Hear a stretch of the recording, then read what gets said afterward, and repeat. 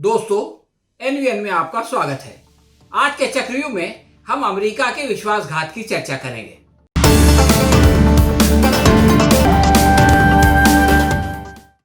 दोस्तों, दुनिया में सबसे ज्यादा स्वार्थी देश अमेरिका है।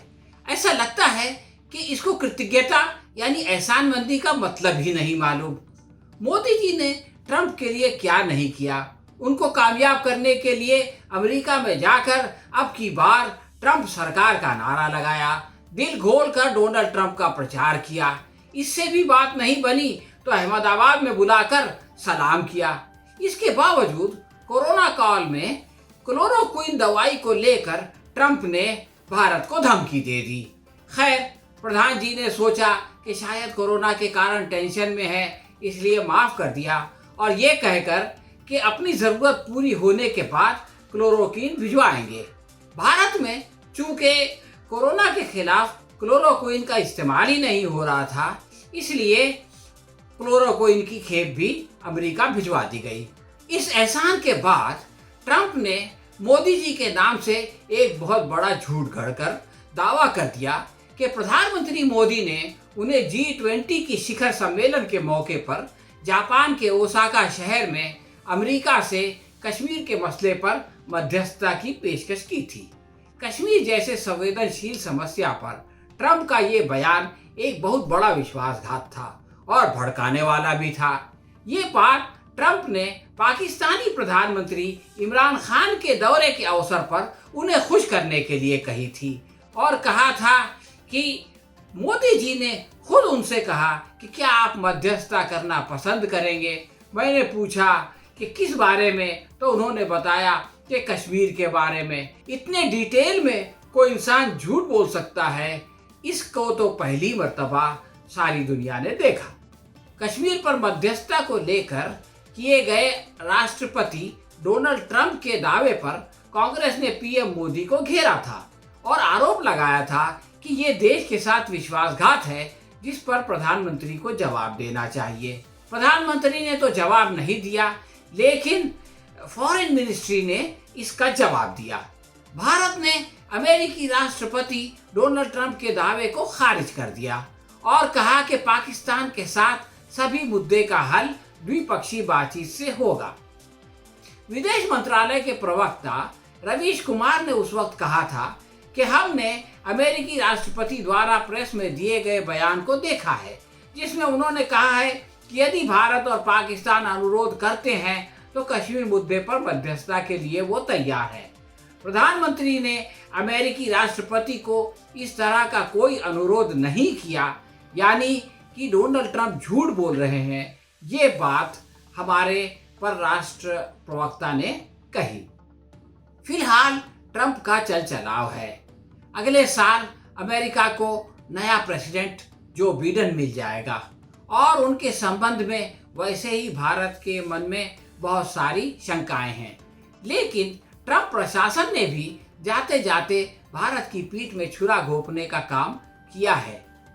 इसका प्रमाण ये है कि अमेरिका के साथ बेहद प्रभावशाली माने जाने वाले सांसदों ने विदेश मंत्री माइक पोम्पियो को पत्र लिखकर अपनी चिंता जाहिर की है।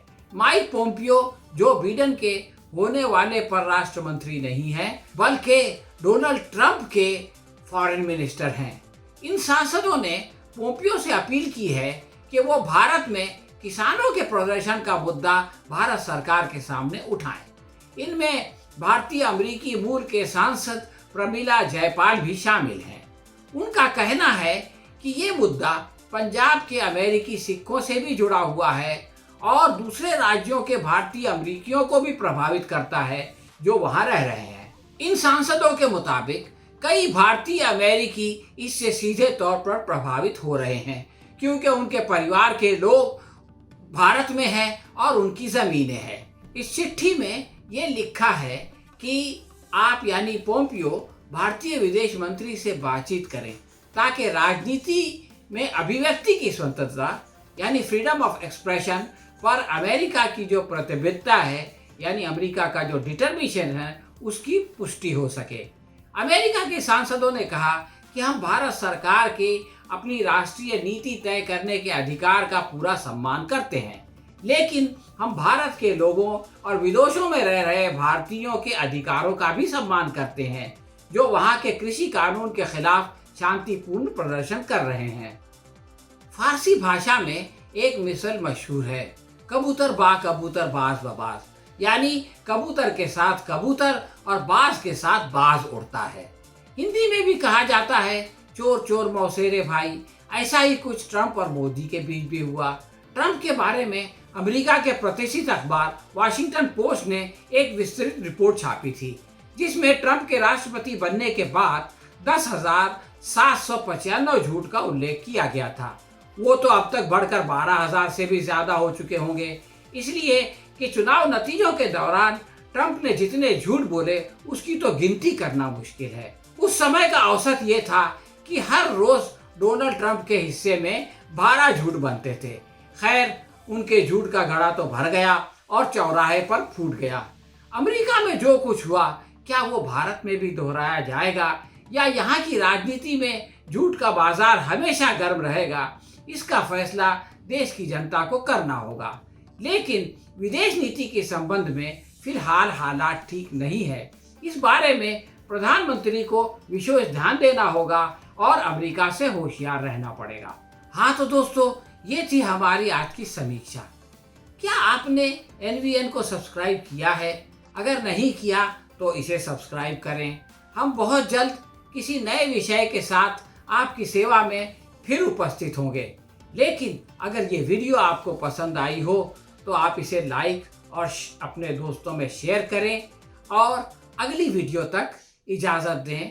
धन्यवाद।